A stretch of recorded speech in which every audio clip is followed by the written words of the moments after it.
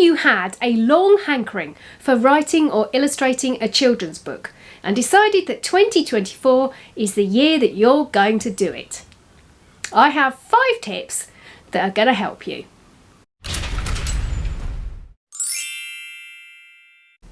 Hey Space Cat community, it's me, Jules. I've written more than 15 children's books and illustrated a whole bunch more for other authors. I'm going to run through a few things to consider before you even open your laptop or pick up a pen to write your story.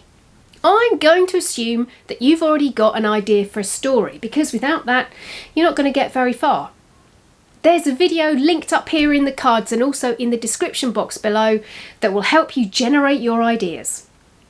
The things that I'm going to talk about are not the most glamorous side of being an author, but they are the most essential. Number 1, age range. The first thing that you need to get clear in your head is what age you're writing for. Now, I'm not underestimating how difficult this can be when you first start out. Your logical mind might be saying, I just need to write a great story and then I'll figure the rest out later. I would strongly recommend that you try and figure out who it is that you're writing for first.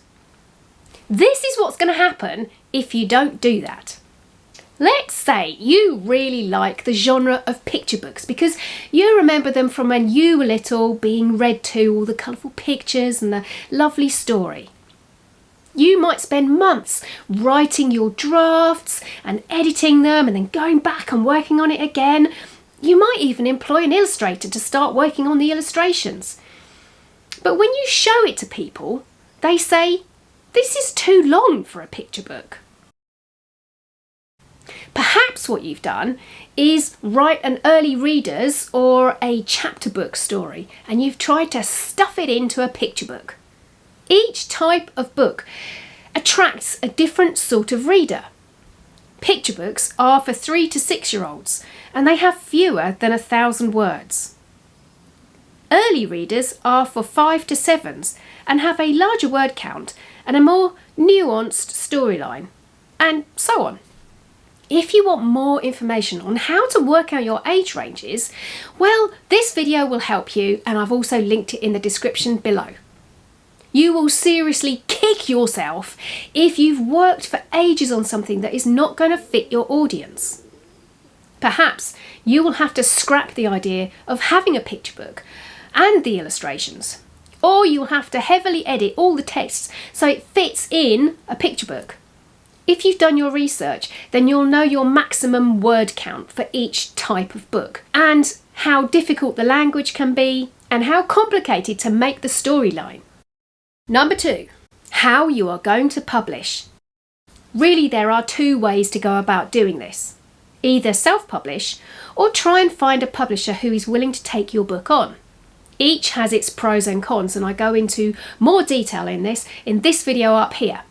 But to give you a rough idea, to self-publish you need to be much more involved in the whole process, which means learning new skills and having the time to do it.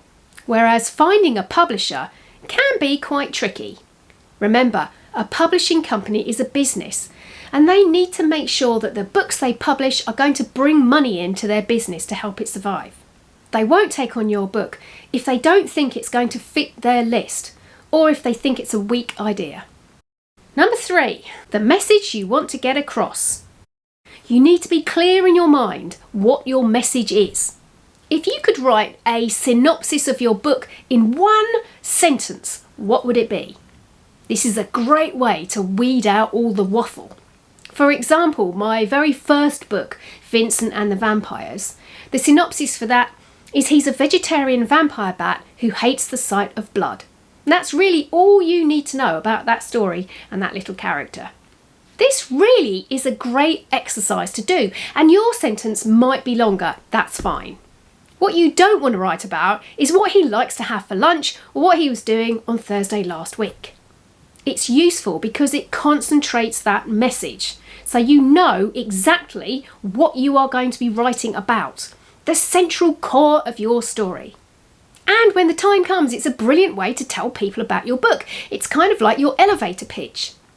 It helps you refine what you're going to write when you eventually do open up your laptop or pick up your pen. Number 4, motivation. What motivates you to write your book? Are you planning on becoming rich and famous and having a holiday home in the Maldives? I suggest that reasoning might be misjudged.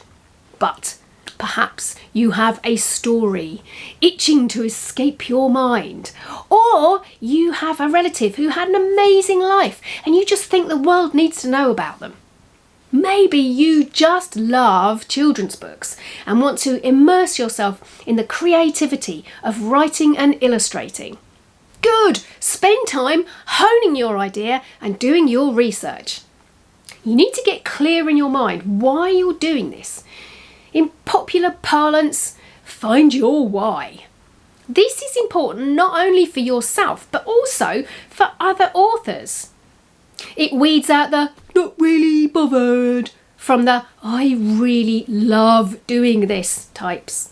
By the way, there is a common misconception that writing children's books is easier than writing adult books because there are less words.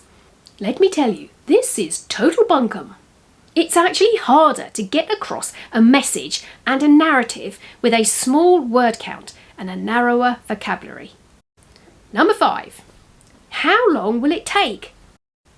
Whenever I visit schools or do talks, I always get asked the question, how long does it take for you to make a book? If you are wondering how long it will take you to write your book, it depends on who you are writing for and how much time you have to dedicate to the project. If you want more details on that, I do have a course covering my own method for writing and illustrating a picture book, and I'll link it below with a code coupon. Woohoo! Because I write, illustrate and format my own books, it usually takes me about 9 months from having an idea to having a printed book in my hand. If I spent all of my work hours on that one project, it would probably take me less than 9 months.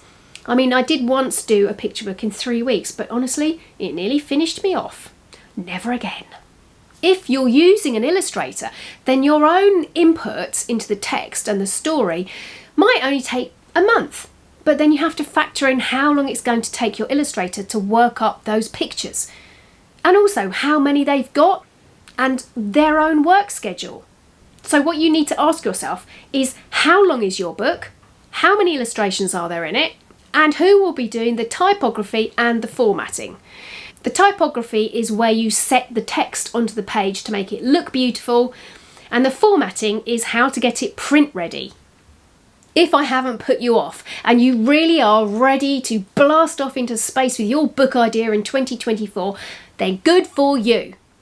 You'll learn so much and have such a brilliant time creating it. And guess what? There's nothing better than that feeling of having your very first book in your hands when it's first printed. Check out my link below and use the coupon to get 50% off my course. Next week, I will be looking at extra ways that you can make money as a children's author or illustrator. You know, before you get that house in the Maldives. I'm off to knit a fez for a pheasant. I will see you next week. Nanu nanu.